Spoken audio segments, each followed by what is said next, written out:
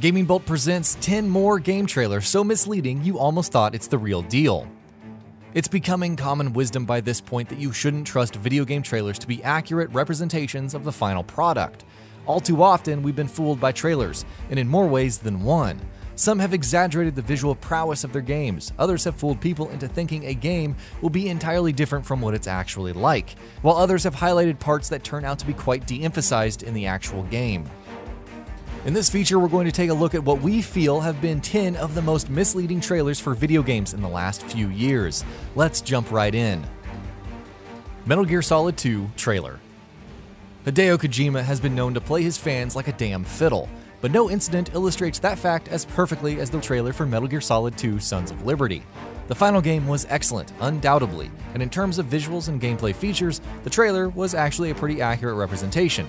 That said, it also very cleverly made fans believe that Solid Snake was going to be the main protagonist once again, and really, up until that point, fans had no reason to believe otherwise. The footage that was shown was entirely from the tanker incident, and it was only after the game launched that people realized that that was only the game's prologue, and you spend the rest of your time playing as newcomer Raiden. Destiny reveal trailer. People expected great things from Destiny, most of all because it was Bungie's first new game after handing over the reins of Halo to 343 Industries. When the trailers for the game came out, those expectations only grew. The videos showed a game rife with character and personality, a game with brilliant set-piece missions and moments that would stick out in memory for years to come. When the game launched, it launched to general disappointment, though it still sold in droves, which is quite understandable. We're not saying Destiny is a bad game, but it just wasn't what we thought it would be. It mostly consisted of rinse and repeat missions that lacked any real character, and they were far from being the memorable missions we expected them to be. Brutal Legend reveal trailer. This was actually flat-out false advertising in the most malicious way possible. Developers Vivendi were afraid that Brutal Legend wouldn't garner as much attention and hype if people knew it as the RTS game it really was, and as such they decided to promote it as something it wasn't even close to being. Not only did all of the trailers showcase it as a stylish, action-heavy hack-and-slash game with combo-based combat, they also constructed a demo for the game around that very same concept. It didn't help that even as an RTS, it was only mediocre at best and flat-out boring and uninspired at worst. Star Wars: The Old Republic combat trailers. People had quite high expectations from The Old Republic, and it was not just because of BioWare's track record with Star Wars RPGs.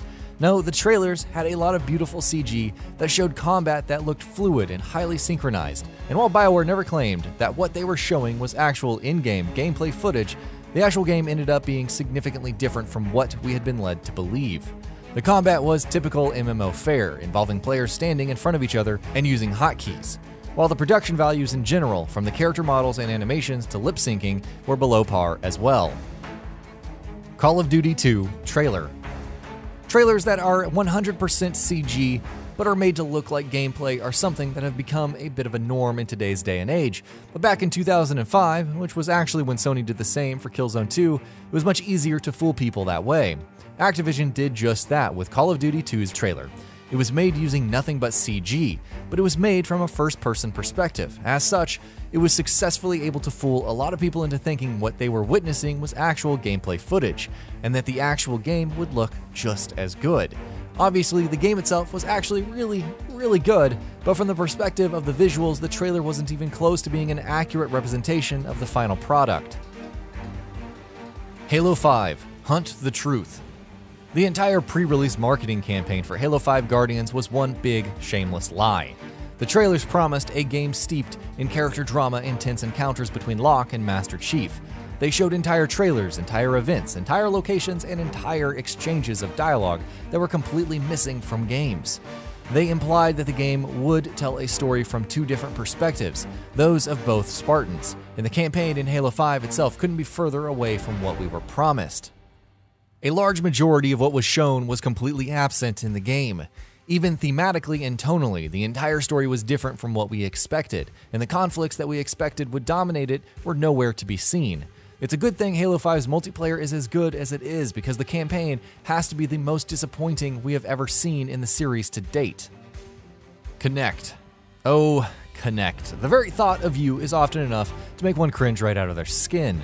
When it was announced as Project Natal, Microsoft took the world by storm by showing off a piece of tech that was intuitive and unbelievably responsive. It truly did look like it could be an all-new way to play games, if done right. Turned out, though, that Microsoft were being overly ambitious and that the real thing was not even a shadow of what had been promised. The Kinect wasn't as responsive as it should have been. It was lacking in entire features that had been promised to fans in the build-up to its launch. And rather than becoming a new way to play games, it just ended up becoming yet another gimmicky stab at motion controls. Mass Effect Andromeda.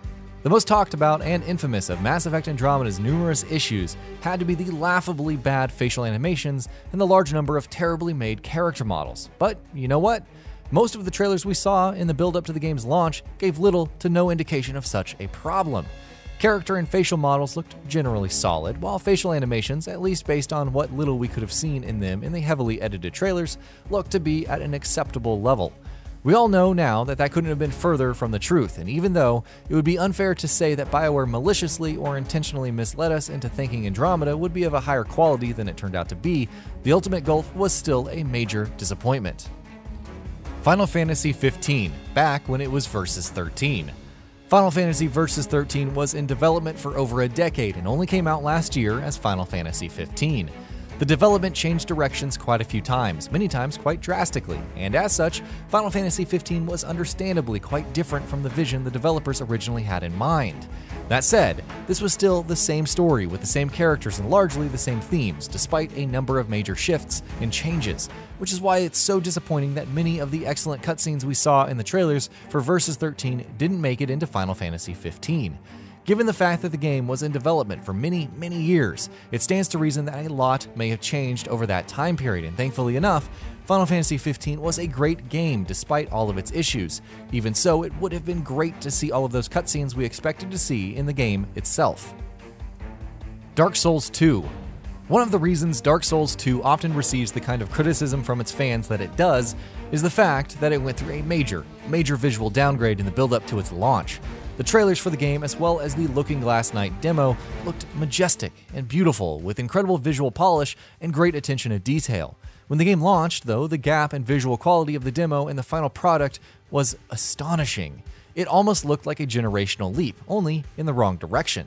Dark Souls 2 still wasn't a bad-looking game by any means, but it's fair to say that the trailers and the footage we saw prior to its launch were hardly representative of what the final product would look like.